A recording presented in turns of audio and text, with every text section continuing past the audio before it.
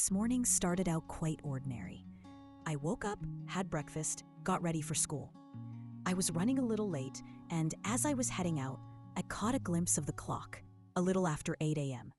I waited for the school bus as usual, but it never came. The streets were empty. No cars, no people. Only an eerie silence pressing against my ears. Strange. I had no choice but to walk. On the way, I noticed a figure in the distance. A person?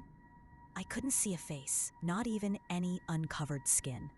The whole body was hidden beneath some ragged clothes. And then, a strange feeling struck me, as if an icy grip squeezed my chest from the inside. Without getting closer to him, I walked past. I reached the school. The clock read 9:17. But where was the guard? Why was the entrance desk abandoned? I walked down the corridor. Something was definitely wrong here. Where was everyone? I stepped into my classroom. Of course it was empty.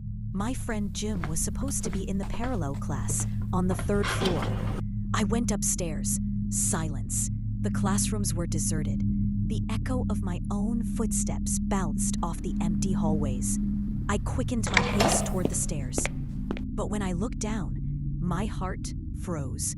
Instead of the usual stairwell, the staircase descended into thick, impenetrable darkness, as if the entire lower floor had simply vanished.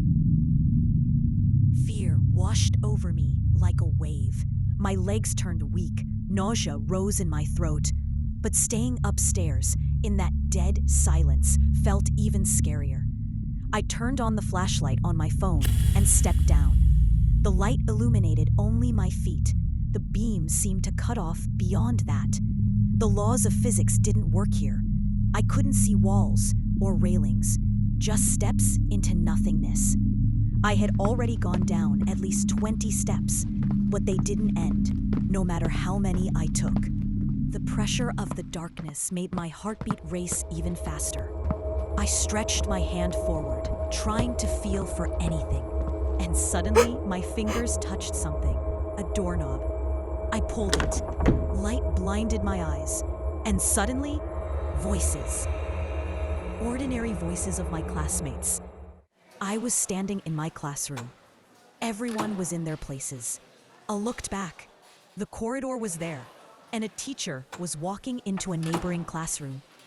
I glanced at the clock on the wall without thinking. 9:18. Only a single minute had passed. This morning had started far too strangely.